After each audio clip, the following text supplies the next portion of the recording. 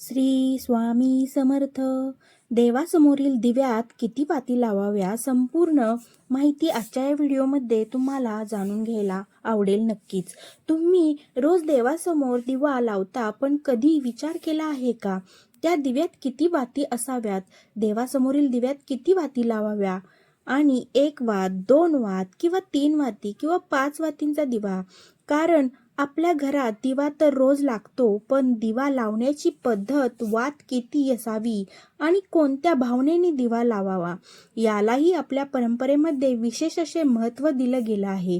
अनेक घरांमध्ये वर्षानुवर्षे दिवा लावला जातो, पण वातीच्या संख्येबद्दलच्या या छोट्या छोट्या परंपरा अनेकांना माहितीच नसतात. आणि म्हणूनच आजचा हा व्हिडिओ शेवटपर्यंत नक्की पहा, कारण आज आपण जाणून घेणार आहोत 1 वात लावण्यामागची मान्यता काय आहे, 2 वातीचं महत्त्व काय आहे आणि 3 वातींबद्दल काय मानलं जातं आणि 5 वातींचा दिवा कधी लावावा. या सगळ्यात महत्त्वाचं, रोज देवासमोर नेमका किती वातीचा दिवा लावावा हा प्रश्न तुमच्या मनातही आला असेल तर आजचा हा व्हिडिओ तुमच्यासाठीच आहे.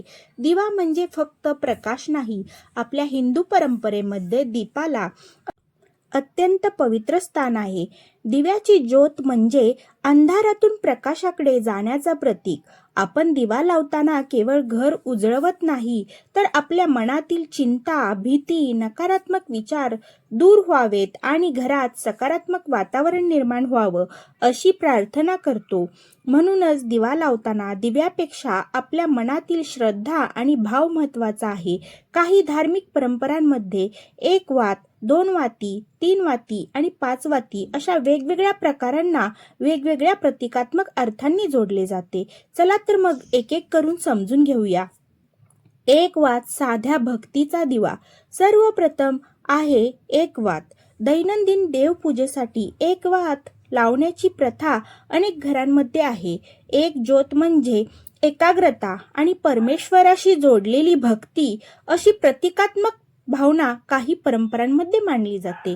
तुमच्याकडे वेळ कमी असेल, मोठी पूजा शक्य नसेल, तरी सकाळी किंवा संध्याकाळी देवासमोर स्वच्छ दिवा लावून 2 मिनिटं मनापासून प्रार्थना करणंही एक भक्तीचं स्वरूप आहे.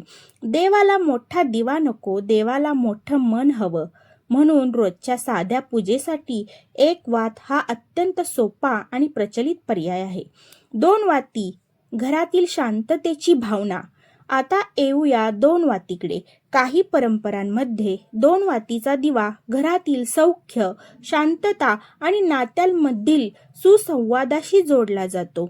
पती पत्नींमध्ये प्रेम राहावं, कुटुंबातील व्यक्तींमध्ये गैरसमज कमी व्हावेत, घरात प्रेमाने संवाद व्हावा यासाठी भक्तिभावाने 2 वातींचा दिवा लावण्याची पद्धत काही ठिकाणी आढळते. पण लक्षात ठेवा, फक्त 2 वाती लावल्या म्हणून घरातील समस्या जादूने संपतील असं नाही. दिवा आपल्याला एक सुंदर संदेश देतो.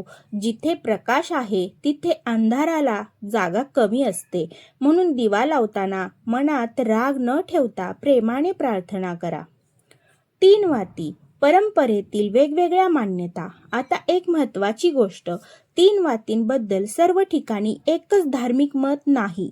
काही परंपरांमध्ये 3 ज्योतींना त्रिमूर्ती किंवा 3 गुणांचे प्रतीक मानले जाते, तर काही परंपरांमध्ये 3 वातीचे वेगळे अर्थ सांगितले जातात. म्हणूनच 3 वाती लावल्यावर अमुकच फळ मिळतं असं ठामपणे सांगण्यापेक्षा आपल्या कुलाचार, घरची परंपरा आणि गुरुच्या मार्गदर्शनानुसार दिवा लावणं योग्य. तुमच्या घरात पूर्वीपासून 3 वातीची परंपरा असेल तर श्रद्धेने ती सुरू ठेवू शकता, कारण भक्तीमध्ये परंपरेलाही खूप मोठं स्थान आहे. 5 वाती, पंचदीप आरती. आता येतो सर्वात प्रसिद्ध प्रकार, 5 वातींचा दिवा. 5 वातींच्या दिवाला आपण पंचारती असं पण म्हणतो. अनेक ठिकाणी पंचदीप किंवा पंचारतीचा दीप म्हणून ओळखलं जातं. विशेषतः आरतीच्या वेळी 5 वातींचा दिवा वापरण्याची प्रथा मोठ्या प्रमाणावर आढळते. 5 ज्योतींकडे पाहताना भक्तांच्या मनात एक सुंदर भावना निर्माण होते. माझ्या जीवनातील प्रत्येक अंधार दूर होऊ दे, माझ्या घरात सुख शांती नांदू दे आणि माझ्या कुटुंबावर देवाची कृपादृष्टी राहू दे.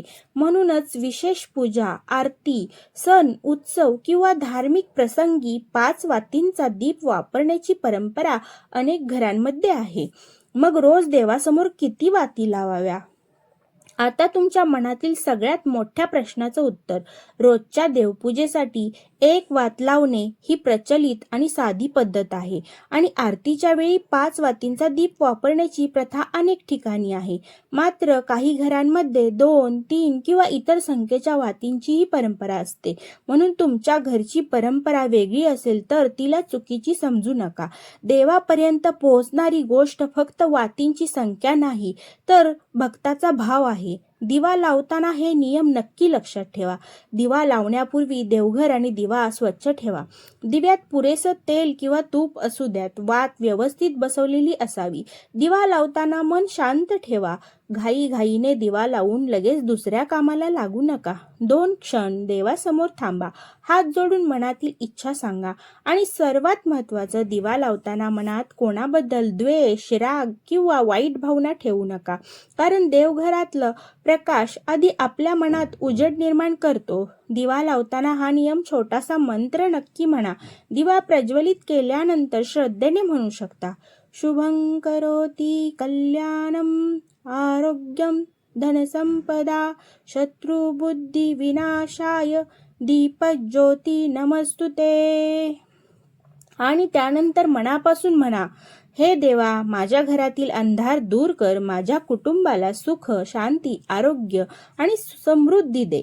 माझ्या हातून जाणून अजाणून झालेल्या चुका क्षमा करा आणि माझ्यावर तुमची कृपादृष्टी सदैव ठेवा.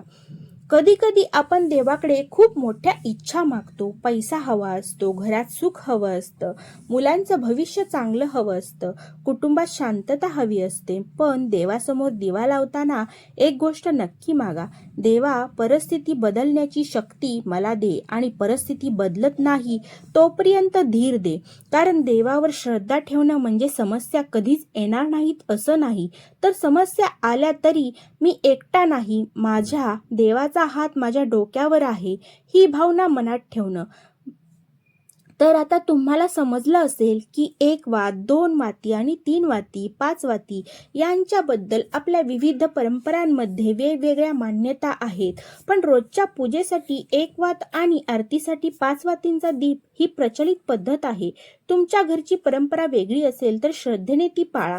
कारण शेवटी दिव्यात किती वाती आहेत यापेक्षा त्या दिव्यासमोर तुमच्या मनात किती श्रद्धा आहे आणि हे अधिक महत्त्वाचं आहे. जर तुम्हीही रोज देवासमोर दिवा लावत असाल तर कमेंटमध्ये फक्त लिहा, श्री देवाची कृपा सदैव राहो. आणि हा व्हिडिओ तुमच्या आईला, बहिणीला, मैत्रिणीला किंवा त्या व्यक्तीला नक्की शेअर करा जी रोज देवासमोर दिवा लावते. कदाचित तुमच्याकडून शेअर झालेला हा छोटासा भक्तीचा संदेश कोणाच्या तरी प्रश्नाचं उत्तर असेल, श्रद्धेचा दिवा पेटवेल आणि देव तुमच्या घरात सुख, शांती आणि समाधान आणि सकारात्मकता देवो. तुमच्या कुटुंबावर देवाची आणि कुलदैवताची कृपादृष्टी सदैव राहो. श्री स्वामी समर्थ. आणि अशाच भक्ती पूर्ण माहिती पाहण्यासाठी तुम्ही आपल्या चॅनेलवरती नवीन असाल तर चॅनेलला सबस्क्राईब करा, लाईक करा आणि शेअर करा.